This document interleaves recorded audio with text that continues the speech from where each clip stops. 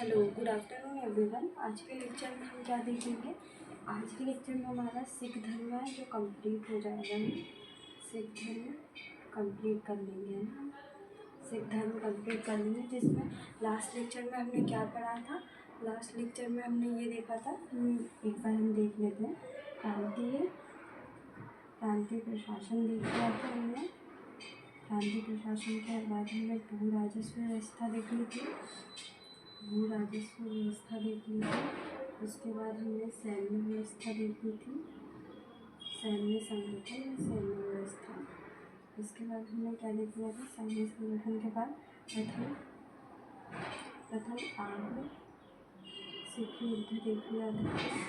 आज के लेक्चर में हम देखेंगे जो आर्य सिख युद्ध है उसके अंतर्गत लाहौर की संधि देखेंगे और भैरववाल की संधि देखेंगे। तो लाहौर की संधि कब हुई थी? तो 1846 में लाहौर की संधि हुई थी। किसके बीच हुई थी? ये आपके 2 मार्क्स में आ सकता है ना। जो ओवरऑल जो प्रथम आर्य सिख युद्ध है वो तो आपके 7 मार्क्स में आएगा ही, पर जो अलग से संधि दी गई है ना वो आपके 2 मार्क्स में आ सकती है। जैसे लाहौर की संधि पूछेंगे तो सबसे पहले ये कब हुई? तो 1846 में। किसके लिए? दिलीप सिंह को क्या बनाया गया? इसमें कुछ प्रावधान के दिलीप सिंह को राजा बनाया गया और महारानी जिंदल को उनकी संरक्षिका बनाया गया। जो प्रथम आंग्ल सिख युद्ध का जो कारण था वो महारानी जिंदल की महत्वाकांक्षा थी, तो उनको संरक्षिका घोषित किया। किसका? दिलीप सिंह की। और लाल सिंह को क्या? वजीर नियुक्त किया, है ना। इसके बाद प्रथम आंग्ल सिख युद्ध के अंतर्गत कौन सी? भैरववाल की संधि। ये कब हुई? 1846। ये कब हुई? दिसंबर 1846 में हुई, है ना। इसमें क्या हुआ था? जिंदल को संरक्षिका जो किसकी थी? दिलीप सिंह की, उनको समाप्त कर 1.5 लाख की पेंशन देकर कहाँ पे? शेखपुरा भेजा गया, है ना। तो ये भैरववाल की संधि है और लाहौर की संधि। तो ये दोनों संधि आपके 2 मार्क्स में आ सकती है। तो हमको ज़्यादा नहीं, 2 इन्फॉर्मेशन ही लिखना है ना कि प्रमुख घटना क्या घटित हुई थी। इसके बाद देखना है द्वितीय आर्य सिख युद्ध जो कि 1848 से 1849 ईस्वी तक हुआ था। इसका कारण देख लेते हैं। कारण क्या? रानी जिंदल के साथ अंग्रेजों ने बहुत व्यवहार किया। उनकी पेंशन 1.5 लाख से 48,000 कर दी, है ना। तो ये प्रमुख कारण था। वैसे ही क्या प्रथम आंग्ल मराठा युद्ध का भी यही था कि महारानी जिंदल की महत्वाकांक्षा थी। इसमें कुल कितने? 3 युद्ध हुए थे, जिसमें रामनगर का, है ना, चिलिया बहाल का युद्ध, है ना। इसके बाद गुजरात का युद्ध, है ना। तो ये 3 युद्ध हुए थे। कौन से युद्ध में? तृतीय आंग्ल सिख युद्ध में हुए थे। और अंततः क्या हुआ था? दिलीप सिंह ने कोहिनूर हीरा किसको दिया था? ब्रिटिश राजमुकुट में लगा दिया था, है ना। तो ये अंततः ये परिणाम हुआ था, इसको हम परिणाम बोलते हैं। और ये 3 युद्ध हुए थे और कार्य हुए, है ना। और तो ये भी आपके 7 मार्क्स में आ सकते हैं ना। तो हमारा क्या सिख धर्म कंप्लीट हो गया है। तो हम देखते हैं कि हमने अभी तक क्या क्या चीज़ें देखी है ना। हमने स्टार्टिंग से कितने लेक्चर हो गए हमारे? 6 लेक्चर में हमारा सिख धर्म कंप्लीट हो गया। लास्ट 2 लेक्चर, इससे सबसे पहले हमारे 2 लेक्चर में क्या क्या हमने पढ़ा था ये देख लेते हैं। सबसे पहले हमने जो सिखों के कितने 10 गुरु हैं, मैं आपको एक बार रिविज़न करवा दूँ ताकि आपको याद रहे। सिखों के कितने 10 गुरु, है ना। तो सबसे पहले हमने 10 गुरु के बारे में देखा ना। इसमें फर्स्ट हमने देखा गुरु नानक, है ना। ये तो आपको याद ही हो गया होगा क्योंकि मैंने 3-4 बार आपको बताई थी। गुरु नानक, इसके बाद गुरु अंगद, इसके बाद अमरदास,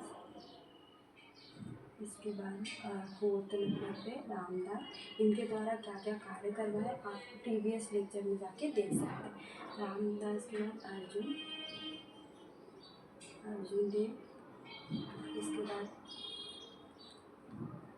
हरगोविंद, इसके बाद ये आपके हो गए 6, इसके बाद हर राय, ये हो गए 7, 8 आपके हरकिशन हो गए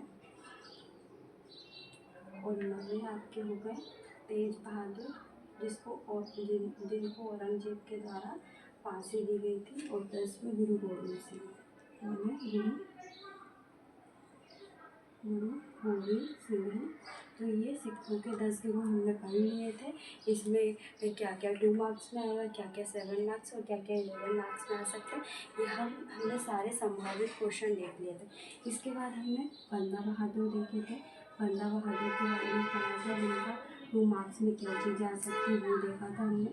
10 खालसा के बारे में पढ़ा था। 10 खालसा के बारे में देखा था कि ये क्या है।